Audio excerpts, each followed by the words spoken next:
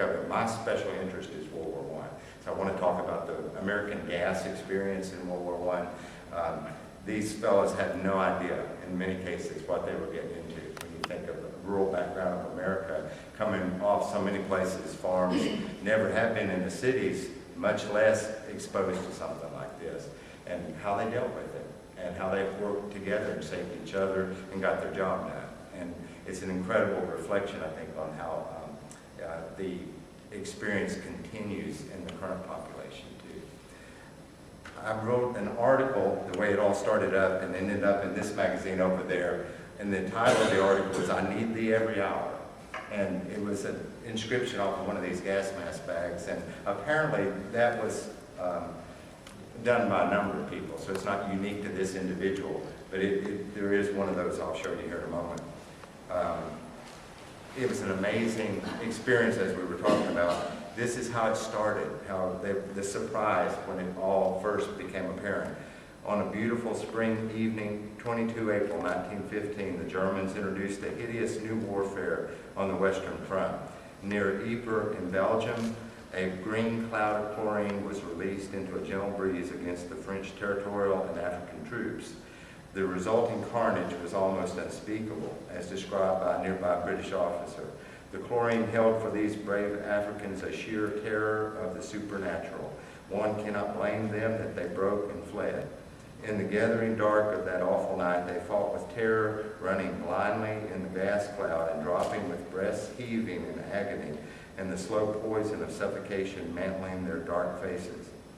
Hundreds of them fell and died. Others lay helpless, froth upon their agonized lips and their racked bodies, powerfully sick and tearing nausea at short intervals. They would die later, a slow, lingering death of unspeakable agony.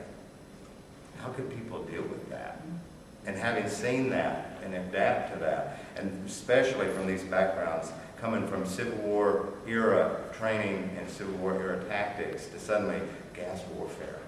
Their fathers had fought in the Civil War, and suddenly they're in the throes of this with the machine guns, all of the gas, the high explosives, and suddenly the airplane to them was like a rocket ship. But in that reflection, this is the more militarized version. That's what it felt like, the first account. This is the militarized version. Specially trained German pioneers released 160 tons of liquid chlorine into the air against French and Algerian troops at Ypres. The 5-foot-high yellow-green cloud created unprecedented havoc when it enveloped the unprepared troops.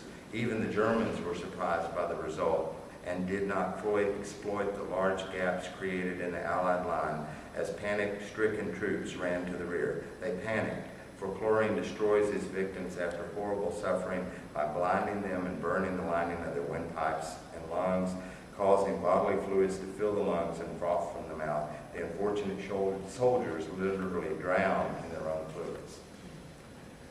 How could human beings do this and put up with it? The impact on the Americans when we came in after 2 years of this going on, there were over 224,000 Americans wounded during the war. 70,000 of those were gas casualties. 31% of all the AEF wounded were treated for gas.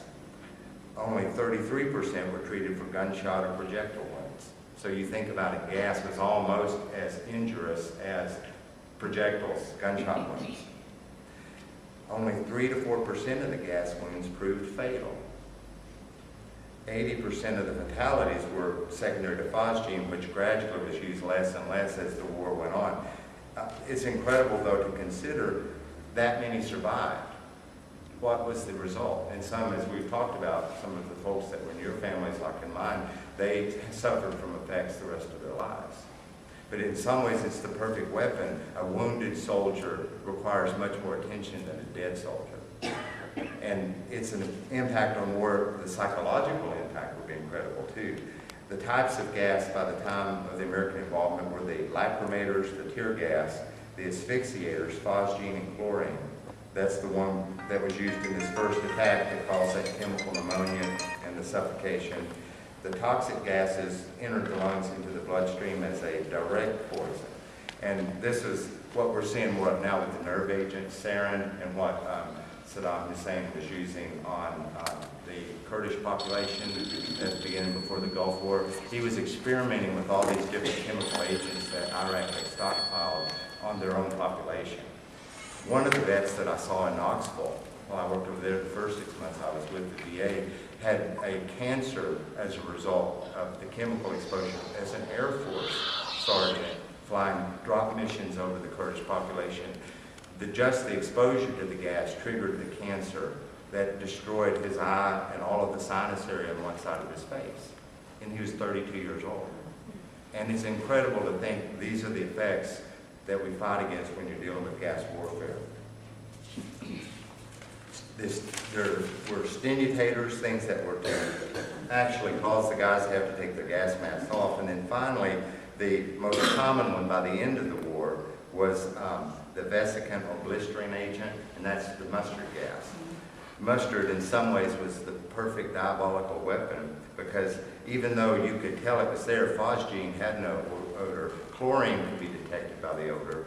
Mustard gas, though, was smelled like garlic. Go ahead. Well, it was pretty inexpensive compared to some other kind of, gas and stuff. That's why isn't that one of the reasons why they use that too? Well, it was cost effective, and that's what we'll get into. The effect was so broad that for a little bit of a weapon, you could do a whole lot of damage. And in some ways, you can sort of see why, even current times, the nuclear, biological, and chemical weapons are the greatest threat in many ways because of the psychological effect. An explosion will kill a few people. Even an airplane blowing up would just, in that regard, a few people compared to what gas would accomplish. And the fear that it creates and maintains the population can be buffaloed so diabolically. And the soldiers too, when you think about it, even with all the defense that they had, the way they experienced it, it still was a fearful weapon. Yeah, cost effective. Mustard also was a persistent agent, so when it would get into shell holes, it would lie there. The shell hole would fill with gas, and even weeks later, troops would take shelter in the shell hole, get the gas exposure. It would be there to hurt further down the pike. The contaminated soil caused injuries. When the gas would be permanent or permeating, like a trench area, it gets blown up and thrown everywhere. Anywhere it lands, it's going to end up inflicting an injury. So it lasts. That's the danger of a vesicant. It doesn't go away. And anywhere it sticks, and especially in kind of perspiration, it's going to cause burns. And we'll get into that talking about the mask. How hard it Was was. there any way of preventing any of that? Did they wear some stuff? You try to wear the paste on it, and the best thing is you try to get it off. But when you're getting shelled the whole time and under machine gun fire, what are you going to do? Unless you did it do something preventative. And see, what it really starts to highlight the fact is that all of them are gassed to some extent, some just more so than others. And even with a gas mask, it's only so much protection. And mustard, though, is a perfect agent. You may not inhale it and suffer the injury, but you'd still suffer the burns. Yeah, it's an amazing thing. The burns would take 3 to 5 weeks to heal. The eye exposure, if it got on the eye mucosa, it was 3 days to 3 weeks of blindness. So it would blind immediately. And one of the soldiers up here actually has shown that it's a prisoner that's just come through a gassed area and got back to American lines, but still has been blinded by the effect of being exposed to mustard gas. And it was the perfect weapon also because it would lie anywhere that was low. So shell holes, bunkers, bomb shelters, that sort of thing. If you did not protect against the gas rolling in, it would permeate all of that also. And how was it used? By March of 1918, 50% of all the artillery shells being fired on the Western Front were gas shells. So that's how common it was. It was no longer a war that was dictated by high explosive and just machine gun fire. Now it was a war that was dictated by gas warfare. And that was when the American involvement was the greatest. By May of 1918, the German divisional artillery dumps, 80% of the shells that were stockpiled for offensive operations were gas shells. So it was as common as machine guns.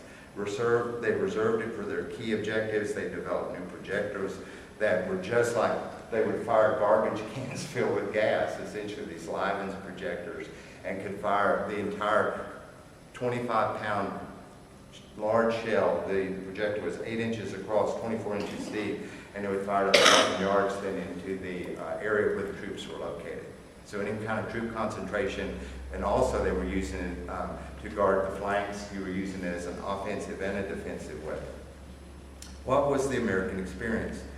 In July 1918, the Martin River crossings against the 3rd Division, there were 130,000 penetrator shells fired, the Germans fired in that operation, 65,000 Green Cross that were phosgene and chlorine, and 5,000 of the mustard gas containing shells.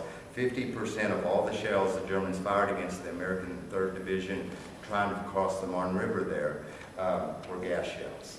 And incredibly, they held. That's where the 3rd Division got that nickname, Rock of the Marne, because they were able to hold the Marne River crossings. The Germans were trying to punch through that final offensive. Those divisions that had been on the eastern front against the Russians are now on the western front trying to punch through. And in many ways, the Americans got there just in time.